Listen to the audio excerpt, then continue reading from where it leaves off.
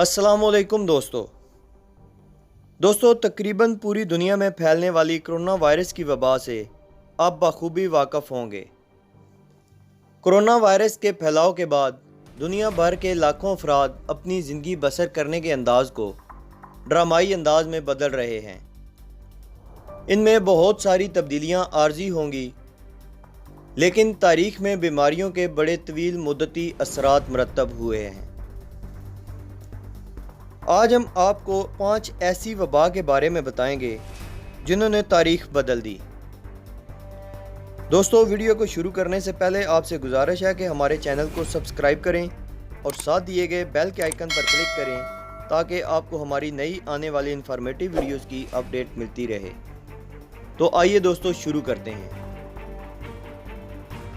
Number 1, 14वीं सदी की black death और मगरबी यूरोप का अरूज। 1250 में यूरोप में फैलने वाले ताउन का पैमाना खौफनाक था, जिसने आबादी के तकरीबन 1/3 हिस्से को ख़त्म कर दिया। समझा जाता है कि बुबूनक ताउन से मरने वाले लोगों की बड़ी तादाद का तल्लक किसान तबके से था, जिसके बायस ज़मींदारों के लिए मजदूरी की किल्लत पैदा हो गई। इससे ज़राअत के शोबे में काम करने वाले मजदूरों में सौदेबाजी की ताकत ज़्यादा बढ़ गई। लिहाजा ये सोच दम तोड़ने लगी कि लोगों को पुराने जागीरदाराना निज़ाम के तहत किराया अदा करने के लिए किसी मालिक की ज़मीन पर काम करने पर मजबूर होना पड़ेगा। इसने मगरबी यूरोप को जदीद तिजारती और नकद पर मबनी मईशियत की तरफ धकेल दिया। जब लोगों को काम करने के लिए मुलाजमत पर रखना मुश्किल हो गया तो कारोबारी मालकान ने लोगों की ज़रूरत को तब्दील करने के लिए लेबर सेविंग टेक्नोलॉजी में सरमायाकारी शुरू कर दी। यहाँ तक कि ये तजावीज़ भी सामने आई हैं कि वबा फैलने के बाद यूरोपीय साम्राज्य की हौसला अफजाई भी हुई। समुद्री सफ़र और मुहिम जोई को इंतहाई ख़तरनाक समझा जाता था, लेकिन घर में ताउन की वजह से मौत की शरह इस कदर बढ़ गई कि लोग तवील सफ़र पर जाने के लिए ज़्यादा रज़ामंद होने लगे और इससे यूरोपीय नौ आबादियत को वस देने में मदद मिली। लिहाजा मैशियत को जदीद बनाने, टेक्नोलॉजी में बढ़ती हुई सरमायाकारी और गैर मुल्की तोसी की हौसला अफजाई से ये ख्याल किया जाता है कि यहाँ से मगरबी यूरोप को दुनिया के एक ताकतवर तरीन खित्ते में शामिल होने की राह हमवार हुई। नंबर 2, अमेरिका में चीचक की हलाकतें और मौसमियाती तब्दीली।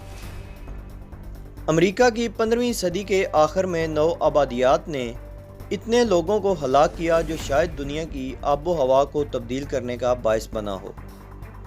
बरतानिया में यूनिवर्सिटी कॉलेज लंदन के साइंसदानों के मुताले से ये बात सामने आई है कि यूरोपीय तोसी के नतीजे में इस खित्ते की आबादी 100 साल में सिर्फ 5 या 6 मिलियन रह गई है।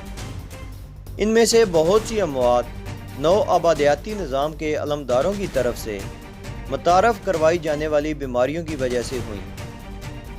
सबसे बड़ा कातिल चीचक था। दीगर मोहलक बीमारियों में खसरा, इन्फ्लुएंजा, बुबूनक ताउन, मलेरिया और हैज़ा शामिल थे। लेकिन इस खित्ते में जानों को तबाह कुन नुकसानात और खौफनाक इंसानी मसाइब के अलावा पूरी दुनिया को इसके नताज भुगतना पड़े।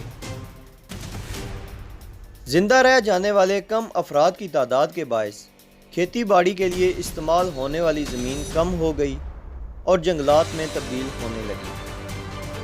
फ्रांस या कीनिया जितना बड़ा खित्ता, जो कि तकरीबन 5,60,000 मुरब्बा किलोमीटर पर मुश्तमिल था, तब्दील हो गया। पौधों और दरख्तों की इस ज़बरदस्त नशोनुमा के नतीजे में कार्बन डाइऑक्साइड की सतह में कमी वाक़या हुई और इसी वजह से दुनिया के बड़े हिस्सों में दर्जा हरारत भी गिर गया।